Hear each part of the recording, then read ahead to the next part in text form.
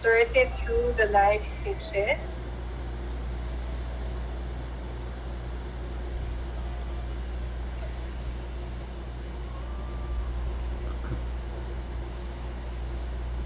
This is the perfect time to knit. John, you'll have a great time.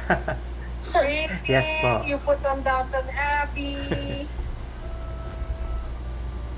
or you listen to Jane Austen. Yan. Medyo masikip na.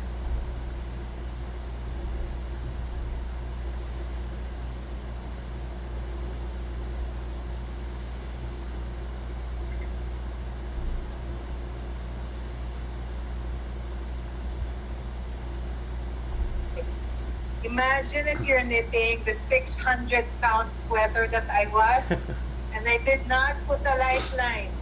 Okay, but here it is. You can see the lifeline threaded through, right? So once you have that in, you can continue knitting.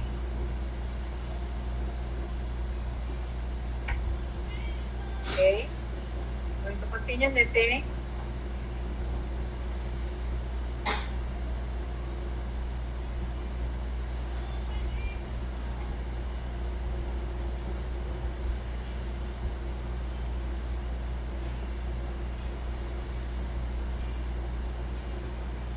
It's a bit tight.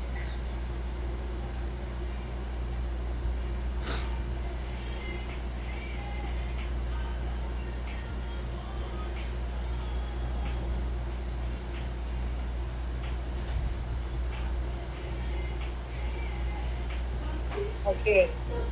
As you can see, the thread is there.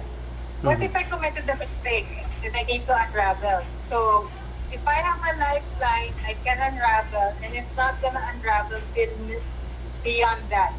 So if I remove this, and I remove this, I unravel, hindi na siya makakababa beyond that line. Okay? So you just need to remount your needle. Where your thread is, that's where the pointer goes. So I'm gonna do this, just minding that the right side is facing me. Okay.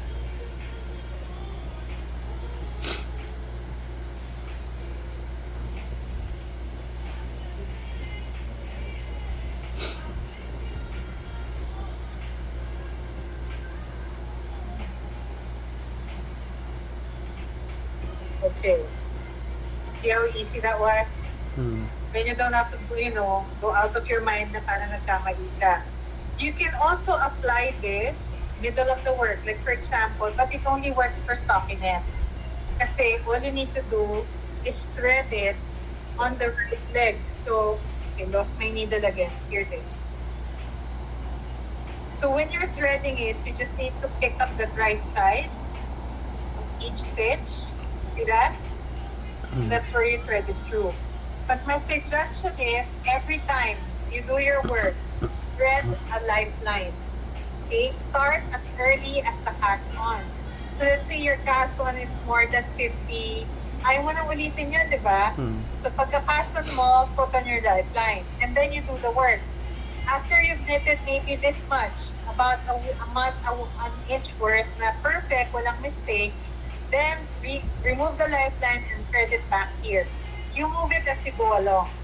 Okay? But this is going to prevent you from losing your mind na nagkamali ka down the line and you might have to unravel all the way down.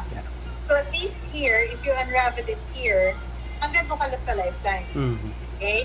Now you're gonna ask me, what if the mistake only happened at a certain point? Like, what if it happened only 5 stitches away? Okay? That can happen. Let me just wind this.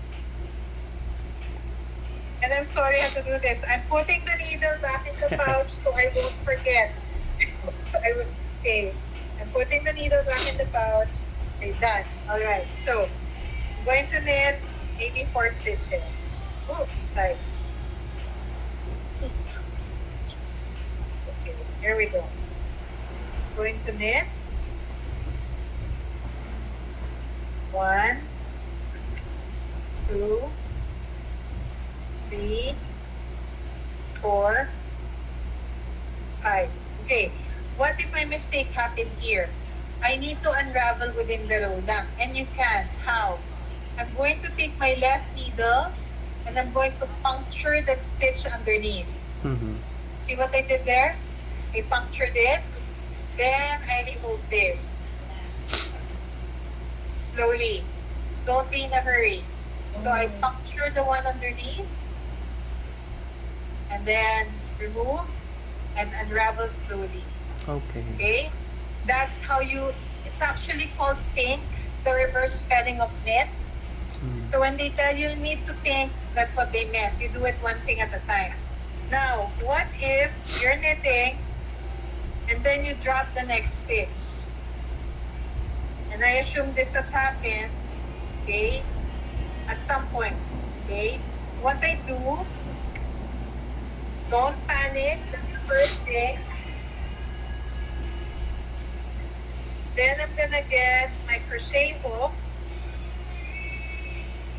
okay? I'm going to take this first, the bottom one, and then work my way up one at a time. So this is the next bar. Oh my gosh. Yeah. What happened? Whoa. What That was happened? strong. Lord! Okay, ang tawag sa puso yung sandali ah. Is that Okay, lightning? here we go. That was I saw the lightning. It was right here. It was jagged and live and I could have died. Anyway, so I take the next line and then I'm gonna hook it through. Can you see? Mm. Okay. And then hook it through. And then I do this again, hook it through. And then Okay. remember the rule, the right side should be facing you when you remount it. Okay? That's how you do it. And then we're back to normal. You knit as normal. Okay? Nice. This is just one of the minor troubleshooting techniques. The other ones, you will not commit anymore because you will employ a lifeline. Mm. Okay? There's no danger of dropping stitches because you will have a lifeline. So, what's the first thing you do? Lifeline. Lifeline. Okay. Yeah. Questions? You said po earlier you can only do it in stockinette or Yes. Kasi if it's lace, it's kind of hard to do it. You can only do the after. Parang if you decide to put a lifeline as an afterthought, it's best to do it on stockinette. But if you're going to do lace, for example here, it's going to be hard to trace it eh. Mm. So to prevent that, do it at the onset. Before you start your work, before you continue, put in your lifeline na. Okay? Questions? none for now? None. No. Don't worry, if you have questions, just post it on the group. Second. And I will try to answer as soon as I can. But if I'm busy knitting, you have to wait until the end of the week. It's okay. Because that's when I go online. Okay. So, I'm going to give you